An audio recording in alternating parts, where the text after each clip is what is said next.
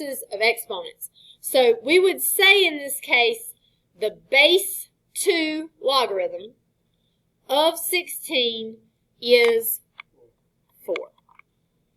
And the way that would be written is it would be log base 2, the little 2 down here, of 16. The 16 will be big. Sometimes you will have parentheses around that 16, but you don't have to. There equals 4. Okay. You'll notice there that this is called the base right here for the logarithm. This would also be called the base for the exponent, so that number is the same in those places. Okay. So if we look at the second example there, we've got 2 to the x equals 1024. Luke had already had this figured out yesterday. What are we going to get whenever 2 to what power gives us 1024? That is 10. So x equals 10. So we would say here the base 2 logarithm of 1024 is 10. And we would write it log base 2 of 1024 equals 10.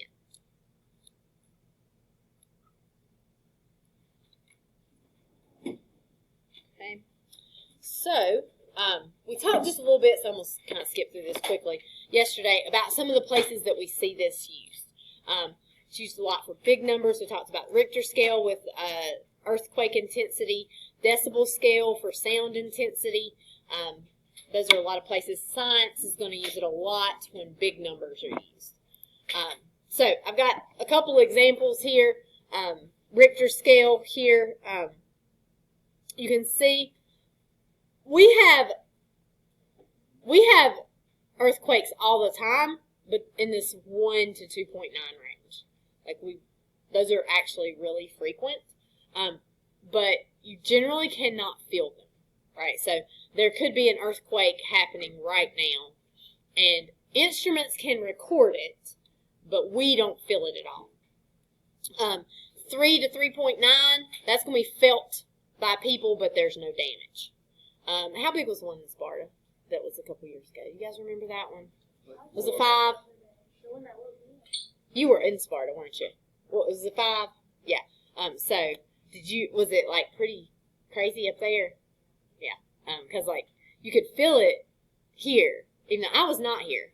I was in Asheville that weekend, and we were staying in our camper, and I think I felt it because like the camper was kind of shaking, but nobody was moving in the camper, and it wasn't windy or anything, so I think I felt it just a tiny bit. But like my mother-in-law said that like here you could feel it, but I bet in Sparta it was actually a little alarming. Really? Yeah, because Sparta did actually see, not like major damage, but it did see some damage. Yeah.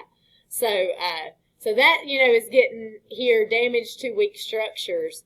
So that was kind of like the biggest. But now like here, if you felt that one whenever there was an earthquake in Sparta, I doubt anybody around here experienced any actual damage. We had one here at school. You guys would probably have been in elementary school, though, or possibly not born. There's a chance of that. I don't think I've been here long enough that you weren't born, but we had here one time, and it was pretty significant. My whole screen was like shaking, and I was like, "What do you even do in an earthquake?" And so, like, a couple of us teachers were like, "We're just going to go outside." But then I know it had to be more than 10 years ago because Mr. Hull had been here 10 years and he was not here. It was Mr. Bird was our principal, so I did not. He told us to go back to our class, but I didn't know. You do go outside though. You wait till things start shaking and you go outside. It wasn't really bad enough for us to have to do that, but it still felt kind of crazy. Then you can see when you get to 6, 7, 8. You go from, each increment is 10 times worse. So as I was saying yesterday, like 4 is felt, but you just have like picture frames falling off of the wall or something. You don't have anything like major happening. But up here in Sparta, when we got to 5, we actually have like porches cracking and road damage, right? So it's 10 times worse. We probably were feeling more in like a somewhere a 3 or 4 range. It was 10 times worse in Sparta. Then if you had a 6, that's another 10 times. So that means that going from 4 to 6 is 100 times worse. So like a 5, our Sparta earthquake at a 5, if we went to a 7, which is when we start to get into some big categories, right? When we go to a 7, that's 100 times worse than what was felt in Sparta for that. So it's on that logarithmic scale, it makes a difference. Noise levels for decibels are similar. So although decibels are reported like they're in increments of 10 instead of 3, 4, 5, 6, I don't like the scale that much because it doesn't go up by, like I skipped 50 right here, but this is one of the only ones I could find that would let me paste it in here. But like from 30 to 40, this is like soft music whispering. This is average home noise, right? If we go on up here to 60, though, it's normal conversation background music. That is actually, we went up here, this would be 10 times more. If we had 50 right here, that would be 10 times more. And then 60 would be 10 times more. So it's actually 1,000 times louder, right, as far as our waves go. So it's a big jump. So when you start getting to 80, this is where you can, or 85, this is where you can start to be harmful. The other day, if you have an Apple Watch, you can set, or well, certain ones, I don't know what edition it has to be, but you can set your watch to alert you if you're in loud environments. So I have purposely set mine for this to prove a point to my husband that his guitar is too loud whenever he plugs it in, and that he is going to damage his hearing and not be able to hear anything. So sometimes it will go off at the house, and I will try to go prove a point to him, but he still doesn't cut it down very much for me. But if you start getting up here, things like chainsaw, leaf blower, snowmobile, you're going to damage your hearing if you have that over long periods of time. So you really should, like if you are shooting guns, you really should have ear protection. It's not going to make you go deaf right now. Later is when you're going to be deaf. My grandpa is 95, and he has ran a sawmill, or owns a sawmill, and he's 95 now. He's not really working down there, but he still goes down there some. But he was in the sawmill for a lot of his life, and I am certain that that man probably never put on any hearing protection, and he can't hear a thing. Like the other day, I had COVID. It was over the summer I had COVID. I was almost off my quarantine, but he has a pool at his house. My whole family had COVID at one time. So my sister-in-law, she also had COVID. Our kids all had COVID. We all had COVID. We were about to go crazy in the house. None of us were that sick. So I texted her, I was like, let's go to the pool. So we all went to the pool to have our COVID party at the pool because we all had COVID and we weren't worried about it. But my grandpa, he drives up and he is asking me how I'm doing, and I'm trying to yell at him to tell him that I have the COVID, so I'm not going to go over there to talk to him because I don't want to give my 95-year-old grandpa the COVID. I could not yell loud enough to tell him that I had the COVID for him to understand that I had the COVID. So eventually, I just said, have a good day. See you later. Because I didn't want to go. I would have to get close enough to give him the COVID for him to hear me say that I had the COVID. So he does. I'm not sure if he should be or not, but he does. If you're ever over in Mount Airy, He has a pool too? Yeah. Well, it was put in a long time ago. My mom takes care of the pool for him. He does not take care of the pool. My mom takes care of the pool for him, but it's kind of like at this point, it's almost like the family public pool. You know, I mean, he doesn't swim obviously at all at 95. He never has. He never got in the pool when I was younger. So any of the cousins, you never know who might be there. It's we just go there to swim sometimes. We don't, he may or may not be home. We talk to him if he's there, but we just go as we please pretty much. But yeah, he's if you're ever in Mount Airy around North Surrey, because it's over there near North Surrey, and get behind a burgundy truck going really slow, watch out. He's going to slow down to about 20 when he passes the cornfield that he owns there. He just drives around and looks at, like, he owns a lot of farmland and stuff, so he just, like, drives around and checks on things, checks on, like, farmland of people he knows. Sometimes he takes naps in the truck in the driveway because it's hard for him to get in and out. He's hard getting around. All right, so let's look at rewriting. So this is just our most basic stuff. But my point of all that is, don't listen to things too loud. You'll go deaf. Your grandkids will be talking about how you can't hear a thing in the world. They'll be telling everyone about you later. All right. So, you have to, sometimes I get on stuff like that because I get in mother mode where I've got to fuss at you a little bit about doing things that all kids do because the future is so far away from you guys. 5 squared equals 25. If I want to rewrite this as a log, base of the exponent is 5. 25 is going to go here. 2 goes on the other side. What I tell students when you're rewriting to remember, the base of the exponent has to be the base of the log. And the point of rewriting here is to break up the numbers that are together. So this 5 squared, you want to get those two apart. So the 2 cannot go here. It's got to go on the other side of the equal sign.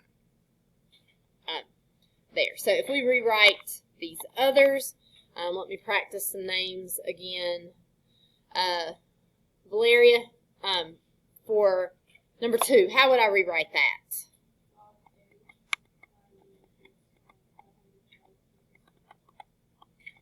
Perfect. Okay. Lily, how would I rewrite number 3?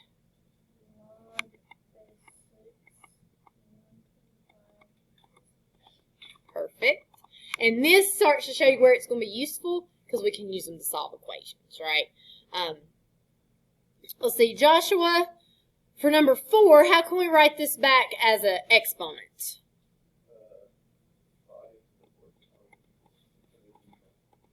Perfect.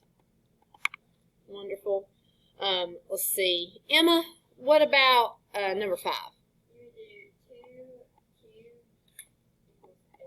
Wonderful. And let's see, Macy, what about number 6? It would be 7 to the x power equals 10. No. No, it's 7 to the 10 power equals 10. Perfect. Right. So you should never have something end up in the same spot that it was. So like where you had equals 10 and then you also said equals 10 that first time, that should be an alarm to you. Wait, that 10 was supposed to move somewhere for that. So rewriting something you'll be able to be expected to do, it's going to be necessary for us to solve equations. Right. There are some special logarithms that we need to know. So if we see a logarithm written without a base, then it is understood that that base right there is 10. Right? So if it's written just log x, then that base is 10. It's called the common log. It is used very often in science because our number system is set up in base 10. Right? You got tens, then you got hundreds, then you got thousands, then you got 10,000s. So it's used a lot for that. Then you also have this ln of x. ln stands for natural log, and it means that you have a log with a base of e. Okay. whenever we do the exponentials, we'll look a little closer what e exactly is. But e is a number a lot like pi. It is 2.714. Is that right? Something, let me make sure. Oh, wait. 2.718. 2.718281828. It looks like it repeats, but it doesn't. There it is going to be an irrational number. That's true, isn't it? I don't think it repeats. So e is kind of like a number like pi, and we'll talk about where it comes from, but it's going to be used a lot for natural occurrences. So like population growth follows a natural log curve a lot of times. So it is going to be something that we use a lot as well. So if you see ln, that has a base of e. All right. Logarithms and exponential functions are inverses of each other. Let me remind myself here. I left that space for a good reason, but I didn't write it.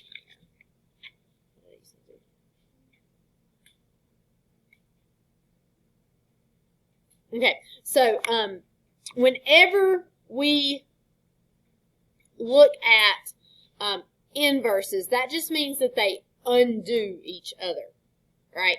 So we already know a lot of inverses. So just to like over here to the side talk about inverses, if I have f of x equals x plus 1, what is the inverse of f of x? X minus 1, right? The inverse of adding 1 is subtracting 1. It's going to undo each other. So if I do here, if I add 1, but then I also take away 1, I would just end up with the x that I started with, right? So what this means is if I do f of g of x, you guys have done this before where you take a function and plug it into a function, I think, hopefully. Composition of functions. So what we're going to do is we're going to take g of x right here and plug it in over here. So if I do that, I would have log of 10 to the x power, right? And so I left a little space here. If I have this is just just says log. What's the base for this? 10. So what happens with this, if you have a log base 10 and then your base of the exponent is also 10 here, they cancel each other out and you would just be left with x. So if you do log base 10 of 10 to the 4th, you would just get 4. Log base 10 of 10 to the 9, you would get 9. So logs and bases that have that same base, they cancel each other out. The same would be true here if I did g of f of x. So I would do here, this time I would take the log of x and plug it in over here. So I'd have 10 to the log of x. And again, it's not written, but that has a base of 10. So since I have the base for my exponent is 10 and the base for my log is 10, those cancel each other out. I would just be left with x there also. So they undo each other. Yes? Yes, every number that's the same. So like if we had log base 3 of 3 to the x, that would be x there. If we had something like 7 to the log base 4 of x, I don't know, we'd have to figure that out. Yeah, that would be much more complicated. But as long as the bases are the same, they're going to cancel each other out for any number. Okay, this right here is important for the domain. You cannot take the log of any number that is less than or equal to 0. So like if I have log of -3, that would be undefined. You can't do it. If you try to type it into your calculator, you'll get an error message. If I try log or natural log of 0, any log, doesn't matter what the base is, natural log, log base 7, I will get undefined. Okay, let's think about why that is. Let's try like natural log. Actually, let's use a base. If I've got log base 4 of 0, and we're just going to say that it equals question mark right now. All right, and I'm trying to figure out what that is. If I rewrite that as an exponent, 4 to the question mark would have to equal 0. Is there a power that I can raise 4 to that will give me 0? There is not. What's 4 to the 0? It's 1. Right? Same thing would be true if I had a negative number here. Like if I was trying to do log base 2 of negative 4 equals question mark. 2 to the question mark would equal negative 4. Is there any number I can raise something to that will give me a negative answer? There's not. Because if I try negative powers, like if I do 2 to the negative 2, that doesn't give me negative 4. What do you guys remember what to do with that negative exponent? What?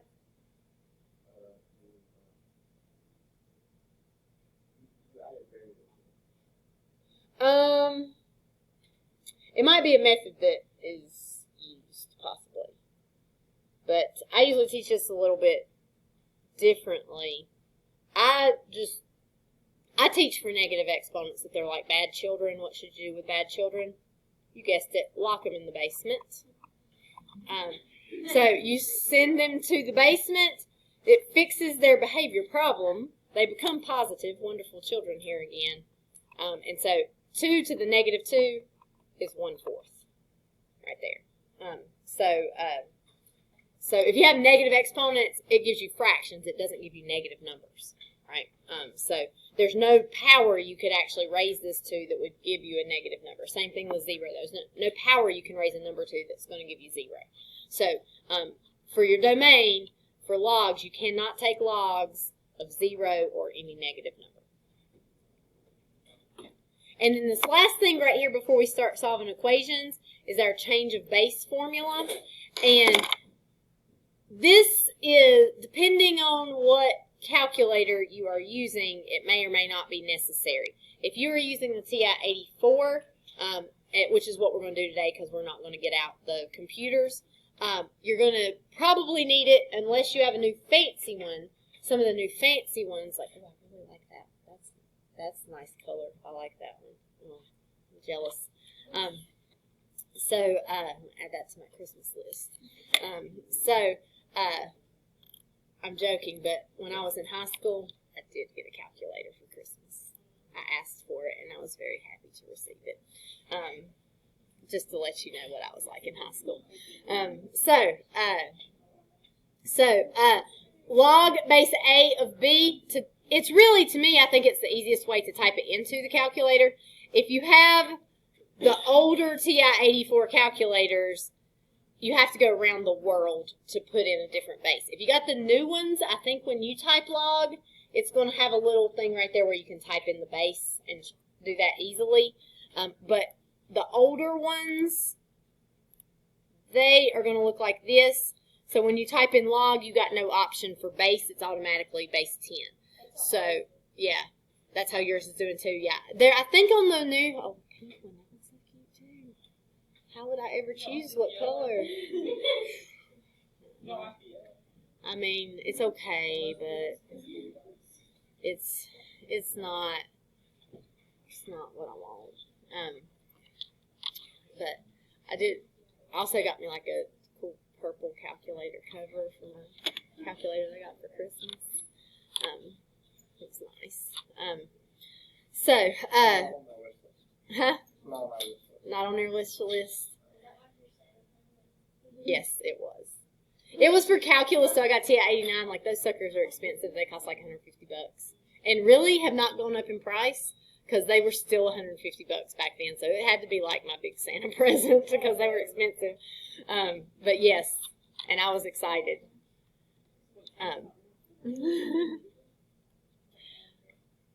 So, what we would do here is we would just type in, like, if we have log base 4 of 7, you just type in log 7. Make sure you close the parentheses, because if you don't, it'll not be correct. Divided by log of 4.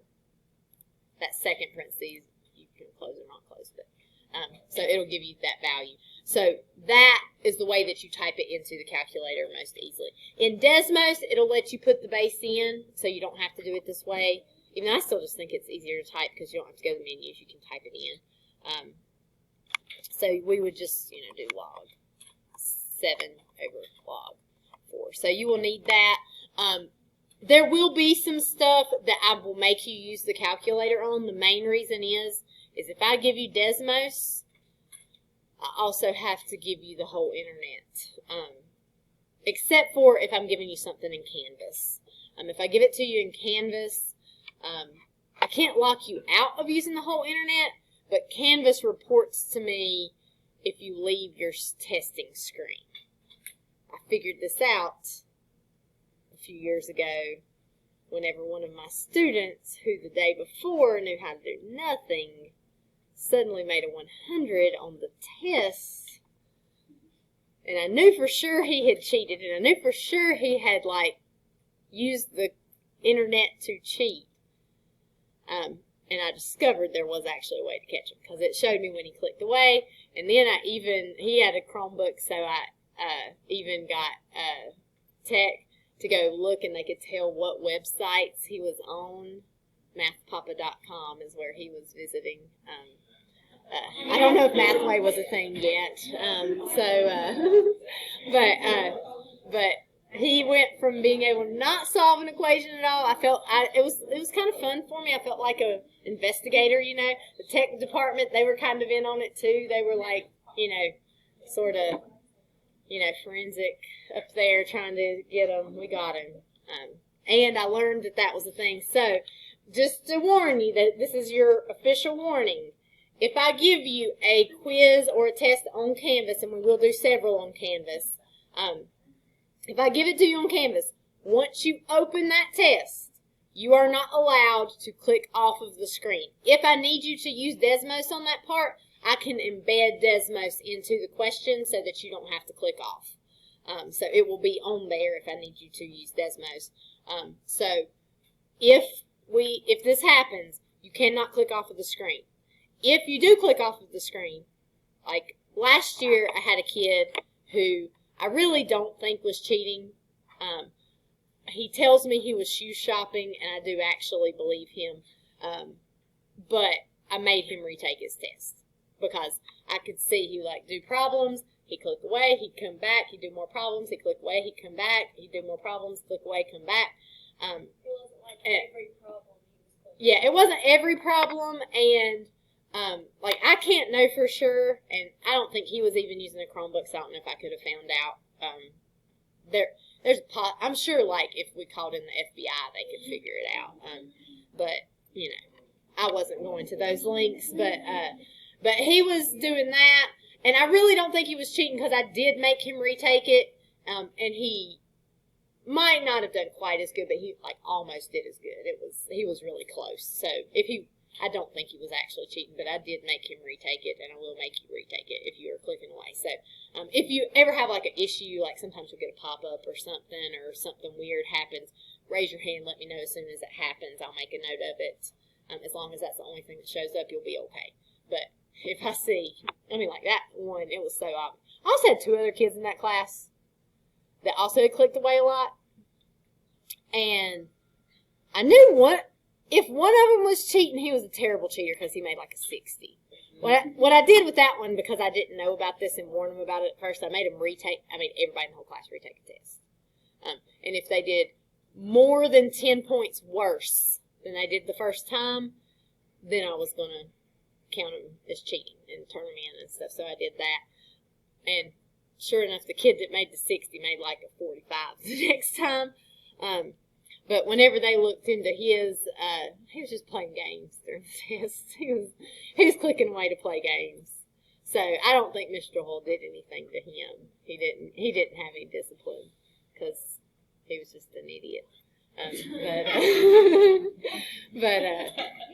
And two of them were playing games. So, yeah. And they didn't do like significantly worse. The kid that made 100, I think it was like a 65 the next time he took it, whenever he couldn't actually cheat. He was just a greedy cheater. If he had made it 85, I would have never caught him, probably. Greedy cheater. But now I know, so there's your warning on that. We'll move on, though. We're definitely not getting the 1.2 today. We'll do it tomorrow. All right, so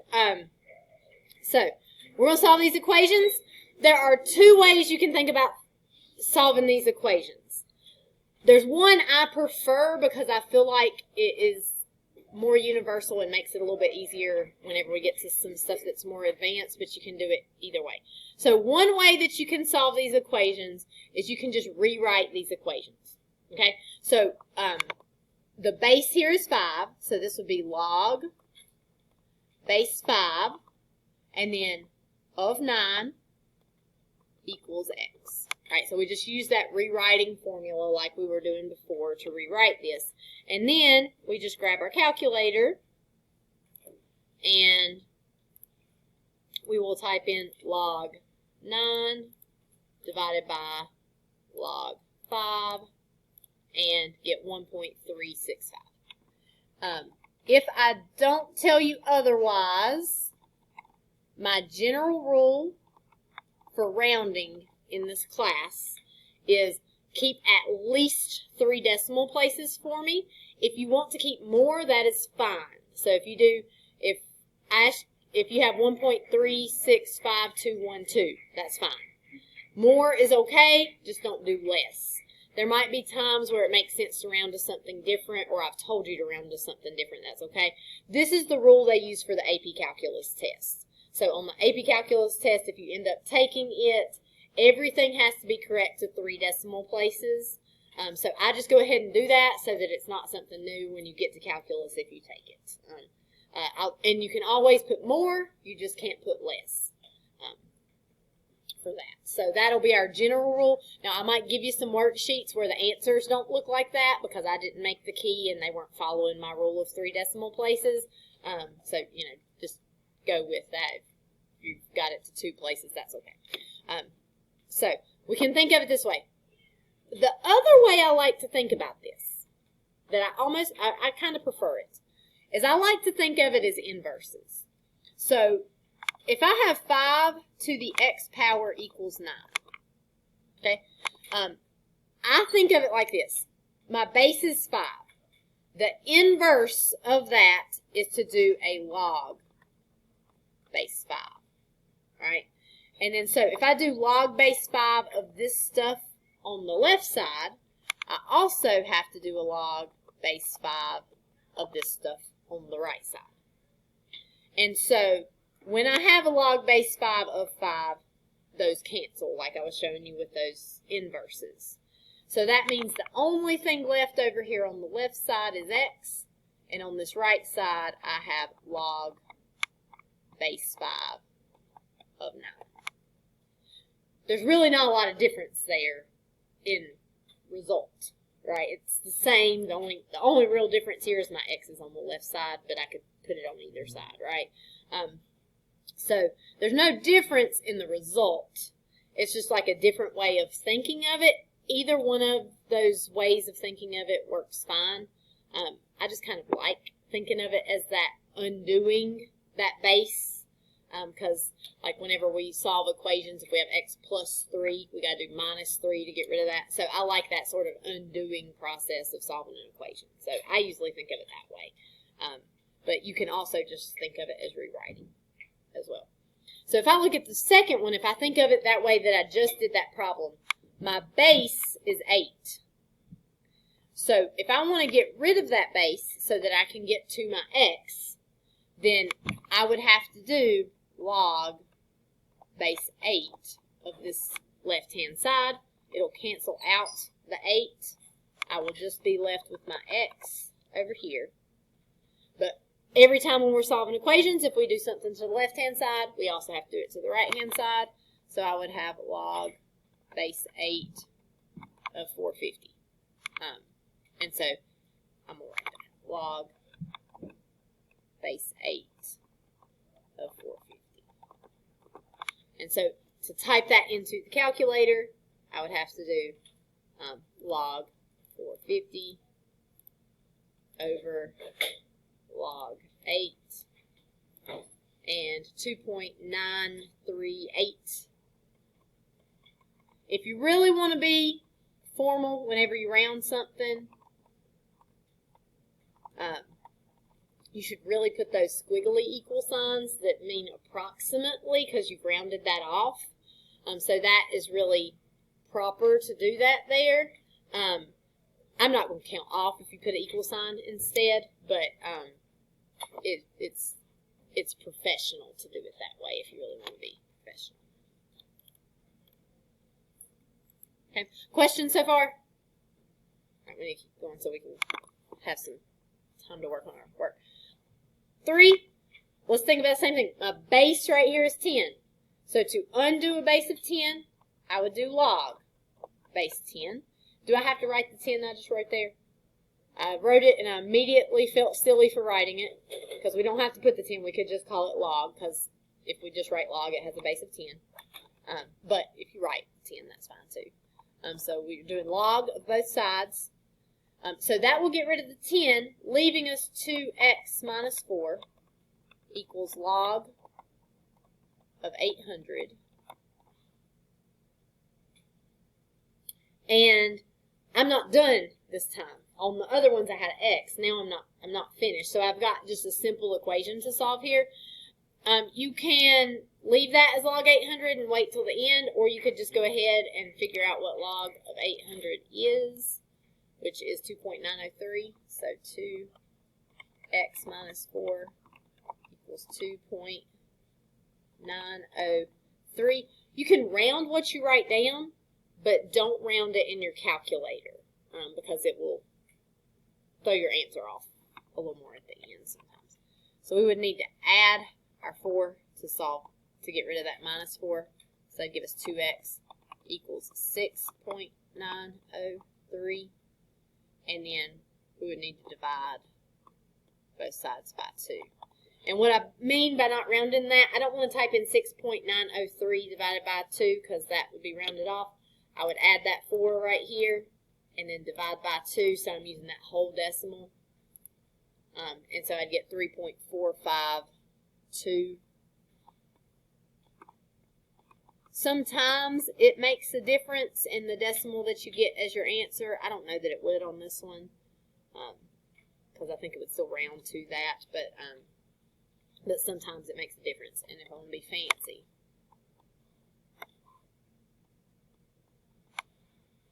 I'm going to put that squiggly equal sign.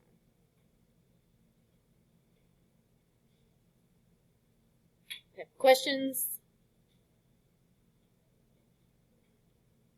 All right, now 1, 2, and 3, the first step that we did was we took a log of both sides. Can we do that over here?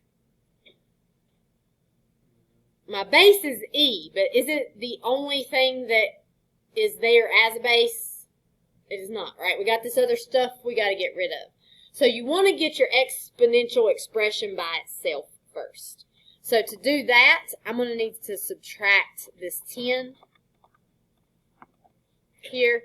Don't lose this negative. Now you've got negative e to the x equals negative 19.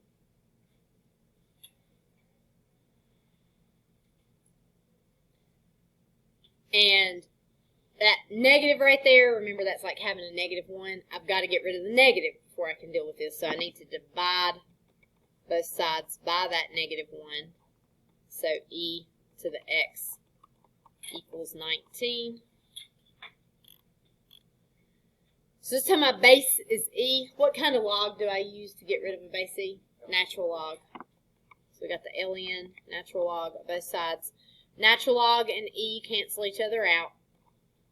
X equals our natural log of 19, which if we type that into the calculator over here,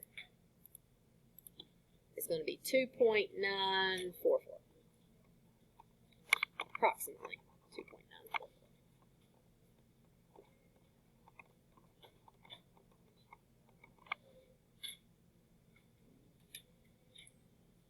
Yes? What if you did it the other way? How would you do that with the other? So if you do it the other way, even if you do it the other way, first steps have to be the same on this. So you got to get that base by itself. So you will have the 10 that you got to subtract and divide by that -1. So you got to do that first. So if you rewrite this here, you may think of it like you've got a log with a base that is e, and then of 19 would equal your x. And when you see log base e does equal natural log of 19. Or, I mean, I think it'll work if you do log 19 divided by log of, where is e on these? It's right here. Yeah, let's do second natural log, and then I might tell it like to the first power for this one. So it's not the easiest, but it'll give you the same answer if you do log 19 divided by log e. But it's best to just recognize log base e is natural log. Okay, questions? All right, let's look at some of these. Those were all exponential equations. Let's look at some logarithmic equations. All right, so on number 5, I've got log x equals 90. Lucian, what is the base on this one? I don't see one. It's going to be 10. So when we don't have a base, it is 10. So, again, 2 ways you can think about doing this. You can do the rewriting. So your base is 10. This is an awful answer. I should have changed this. We're not going to write this answer all the way out. 10 to the 90 power equals x. That is a 1 with 90 zeros. We're just going to leave it 10 to the 90th power. Is that all right with you guys? Yeah. So we can do it that way, or we can think of it this way. Log of x equals 90. Common log has a base of 10.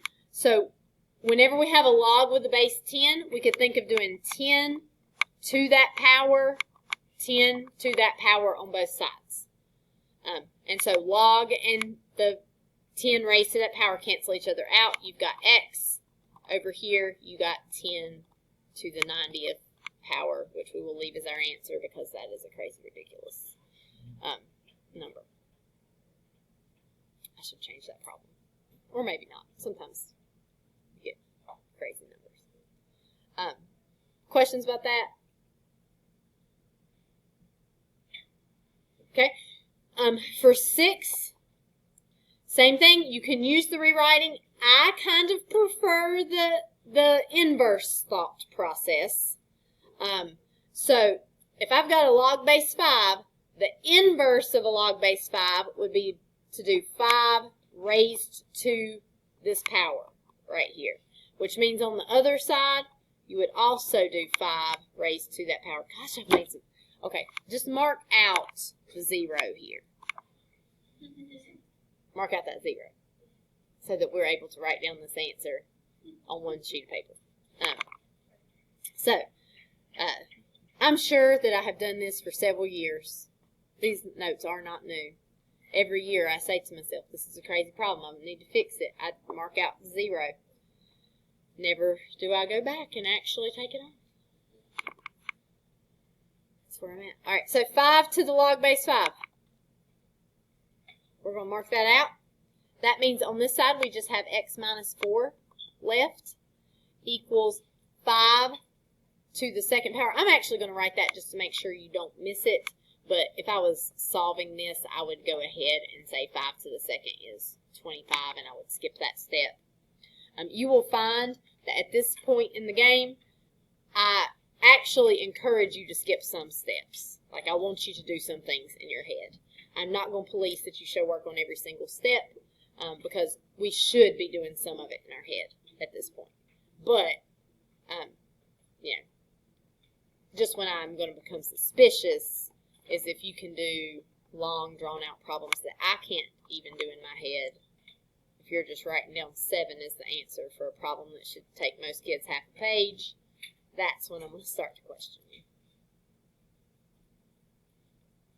Okay, so and then we just got x minus 4. We're just going to add that 4, move that over there. We get 29 for our answer. If I had left that as 20, we'd have a crazy, huge answer there. Okay, 7.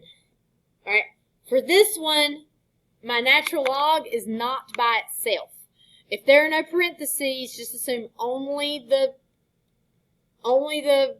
item right behind the natural log is with natural log. So this part right here is the only part that's our natural log, which means the 3 and the 2, we have to get rid of them before we use our inverse and solve.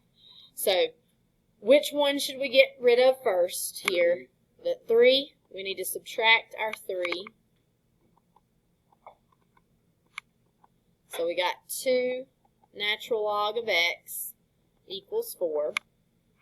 And then we will divide by 2. Natural log of x equals 2. All right, so we're now to the point where we can solve this. What's the base on a natural log? It is an e. So that means I need to do e to that power on both sides. The e raised to the natural log will cancel out. We'll just be left with the variables. So we'll have the x on that left-hand side. And then on the right-hand side, we're going to get e squared. And let's get a decimal for that. To do e, you're going to do second natural log. It'll do e to the power. And you can just type that 2 right there. So 7.389.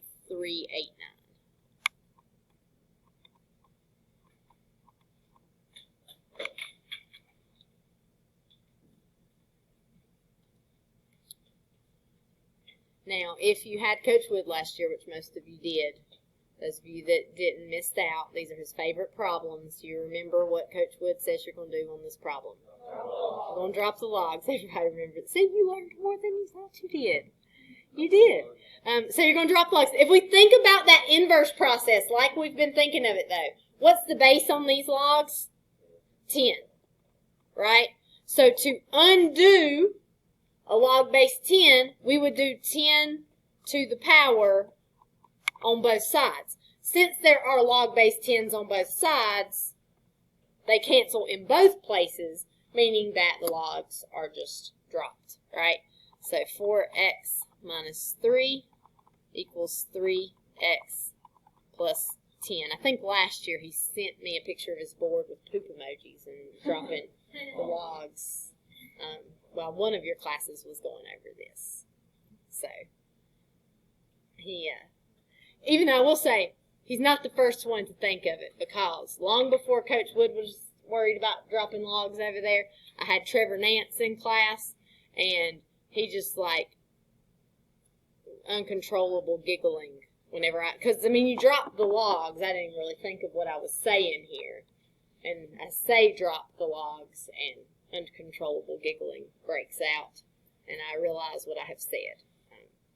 So sometimes I try to say drop the logarithms. Oh, sorry about that. I need to cut the volume off on this. So now we just need to solve this. So it's a simple equation. We'll subtract that 3x. So we'll get x minus 3 equals 10. You can even do it one step if you want. And then add that 3. So x equals 13. There. All right. Questions? All right. So, let me cut my recorder off if I can. Why is it